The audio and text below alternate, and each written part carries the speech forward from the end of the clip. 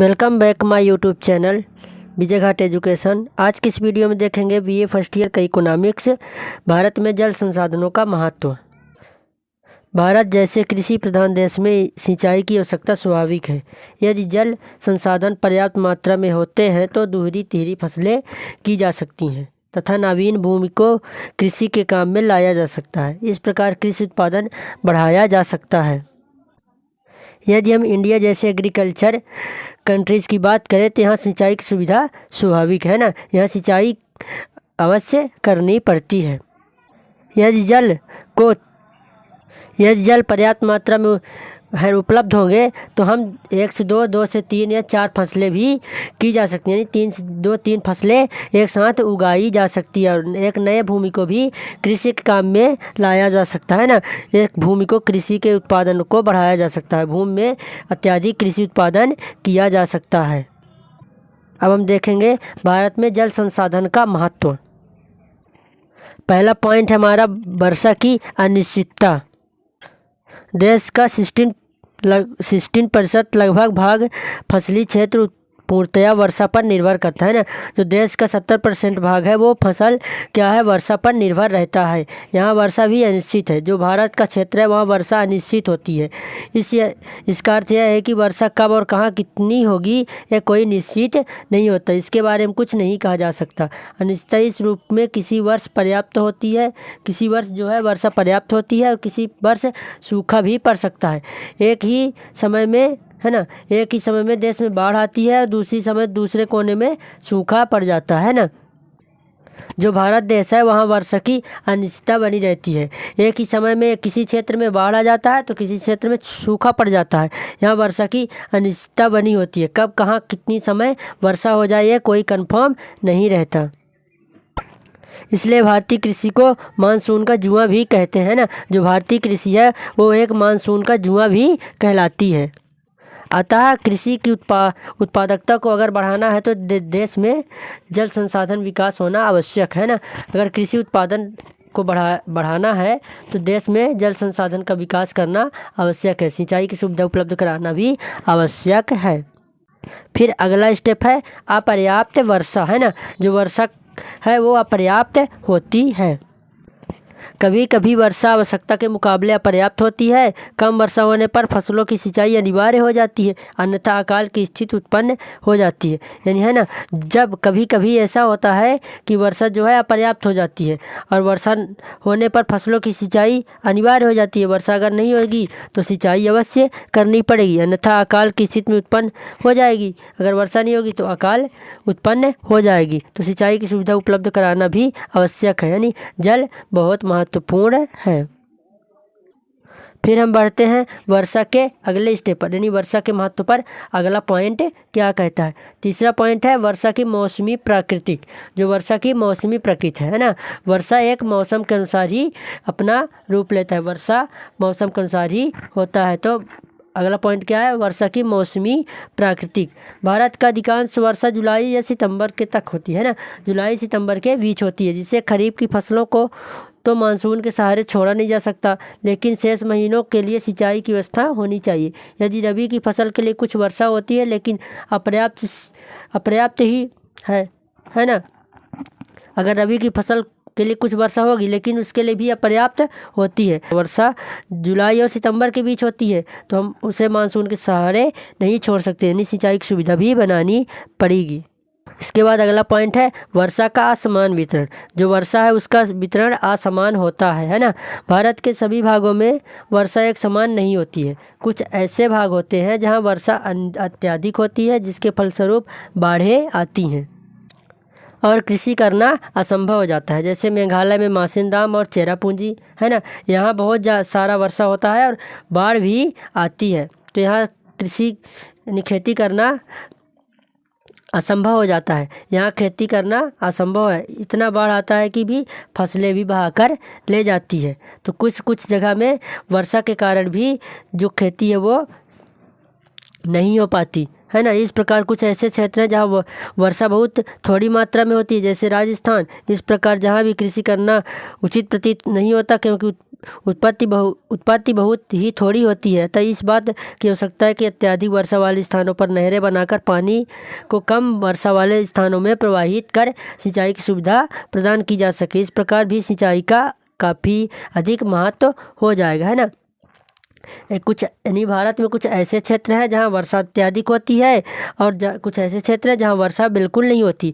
जहाँ अत्यधिक वर्षा होती है वहाँ फसल नुकसान हो जाती है, जहाँ वर्षा नहीं होती फसल भी नुकसान हो जाती है ना। तो कुछ ऐसे क्षेत्र हैं जहाँ वर्षा अधिक होती है तो वहाँ से नहरें और नाले बनाकर जहाँ वर्षा नहीं होती वहाँ पर पानी पहुँचा के खेती किया जा सकता है ना। फिर अगला पॉइंट है 5वां, अधिक जल चाहने वाली फसलें। जो अधिक जल चाहने वाली फसलें हैं इनके लिए जल की उपलब्धता कैसे कराई जाए, है ना। भारत में गन्ना, जूट, चावल, कपास आदि ऐसी फसलें हैं जिनको निरंतर बहुत अधिक पानी की ज़रूरत पड़ती है ना। जो जूट हो गया, आपका गन्ना हो गया, चावल हो गया, इनको सबसे अधिक पानी की ज़रूरत पड़ती है ना। ऐसी फसलों के लिए उत्पादन के लिए सिंचाई पर्याप्त ज़रूरत होती है ना। जो ऐसी फसलें होती हैं इनके लिए पानी की पर्याप्त मात्रा में ज़रूरत होती है। तो इनको पानी कहाँ से मिलेगा? जहाँ अधिक वर्षा होती है वहाँ से नाली बनाकर या नहरें बनाकर जल उपलब्ध कराई जाए, है ना। सिंचाई की सुविधा उपलब्ध कराई जाए, तभी ऐसे फसलों को पानी निरंतर बराबर यानी निरंतर रूप में पहुंचा सकते हैं ना और फसलों का उत्पादन कर सकते हैं। फिर अगला पॉइंट है अकालों से मुक्ति, है ना। क्या है अकालों से मुक्ति? भारत में मानसून की अनिश्चितता, अपर्याप्तता और असीमितता के कारण अकालों में भयंकर तबाही से मुक्ति प्राप्त करने के लिए सिंचाई भी ज़रूरी है ना। जो भारत है वहाँ कभी कभी अकाल पड़ जाता है, मानसून के कारण, वर्षा की अनिश्चितता के कारण, अपर्याप्तता के कारण अकाल हो जाता है। तो वहाँ सिंचाई की सुविधा ही उपलब्ध करा के अकाल से मुक्ति पाई जा सकती है। फिर अगला पॉइंट है बाढ़ पर नियंत्रण। बाढ़ पर नियंत्रण 7वां पॉइंट क्या है हमारा? बाढ़ पर नियंत्रण।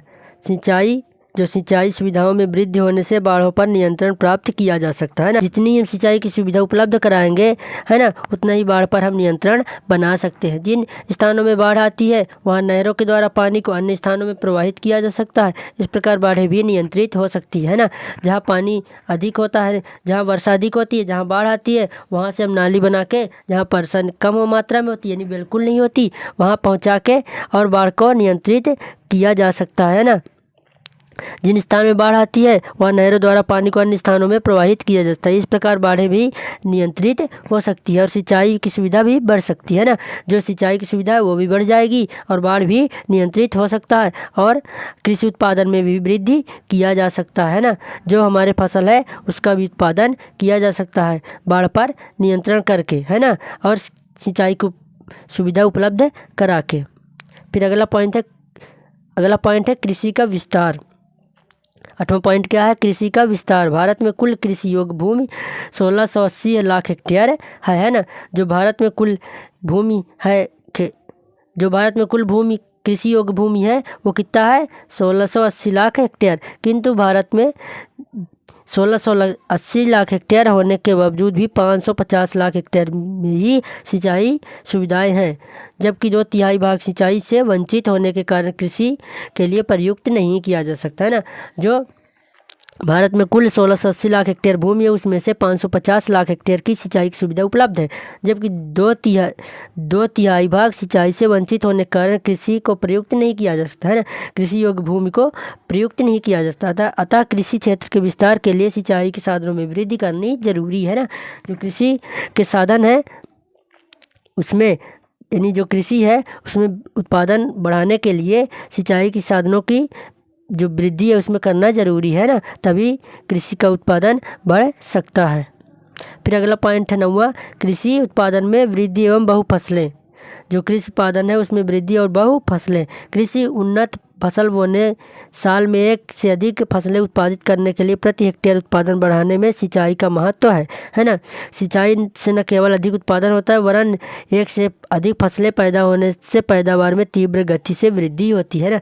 जब तक सिंचाई की उपलब्धता नहीं होगी तो उसमें उत्पादन नहीं बढ़ेगा, है ना।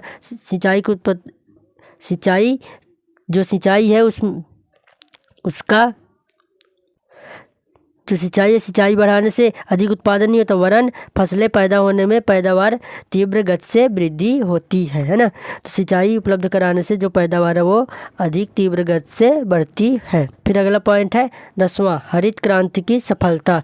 जो हरित क्रांति है वो उसमें सफलता मिली है ना। सिंचाई की उपलब्धता के कारण हरित क्रांति में भी सफलता मिला है।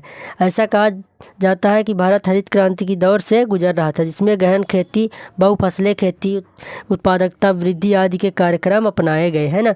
जो भारत में हरित क्रांति आई, जो इसका दौर गुजर रहा था भारत में, जिसमें गहन खेती, बहुफसलीय खेती है, उत्पादकता वृद्धि आदि कार्यक्रम अपनाए गए। इन सभी कार्यक्रमों की सफलता के लिए सिंचाई साधनों का समुचित विकास एवं सदुपयोग आवश्यक है ना। जब तक सिंचाई की उपलब्धता नहीं होगी, सिंचाई का विकास नहीं होगा, तब तक हरित क्रांति में सफलता नहीं पाई जा सकती है ना। फिर 11वां पॉइंट है क्या है, पशु आहार की पूर्ति।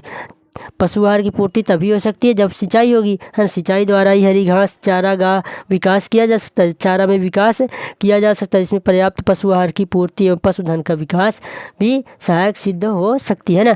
जब तक चारागाह में वृद्धि नहीं होगी, यानी जब तक सिंचाई नहीं होगी तब तक चारागाह में वृद्धि नहीं होगी और उसमें पशु आहार भी नहीं हो पाएगा, पशुधन की विकास नहीं होंगे, है ना। तो अगर पशुधन का विकास करना है, चारागाह में वृद्धि करनी है, तो सिंचाई की सुविधा उपलब्ध कराना होगा, है ना। तो पशु आहार की तभी पूर्ति हो सकेगी। फिर अगला पॉइंट है हमारा खाद्यान्न अभाव को दूर करना, है ना। जो खाद्यान्न है, जो भारत देश में खाद्यान्न का अभाव है, उसको दूर करने के लिए क्या करना पड़ेगा, सिंचाई की सुविधा उपलब्ध कराना पड़ेगा, है ना।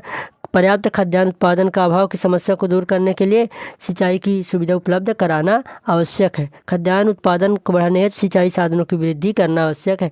पर्याप्त खाद्यान्न उत्पादन कर अभाव की समस्या, है ना, जो खाद्यान्न उत्पन्न कर अभाव की समस्या दूर की जा सकती है। फिर अगला पॉइंट हमारा कृषि की आय में वृद्धि। जो कृषि की आय में वृद्धि है वो कैसे दूर किया जा सकता है। यदि कृषकों की सिंचाई सुविधाएं उपलब्ध हो जाती है तो उनका प्रति हेक्टेयर उत्पादन बढ़ता है ना। जब सिंचाई की सुविधा उपलब्ध हो जाएगी तो जो किसानों की उत्पादन है वो भी बढ़ जाएगा, जिससे उनकी आय में वृद्धि होगी और वे पूंजीगत कृषि साधनों का धन लगाने में समर्थ हो जाते हैं। इनका रहन सहन भी स्तर भी क्या है, ऊंचा उठ जाता है ना।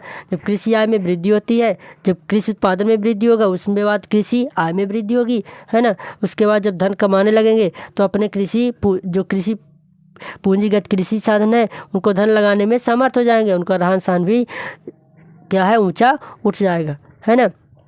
तो दोस्तों हमारा ये वीडियो कैसा लगा, अगर आपको अच्छा लगा तो लाइक करें और अपने दोस्तों में शेयर करें। मिलते हैं नेक्स्ट वीडियो में। Thanks watching for my video.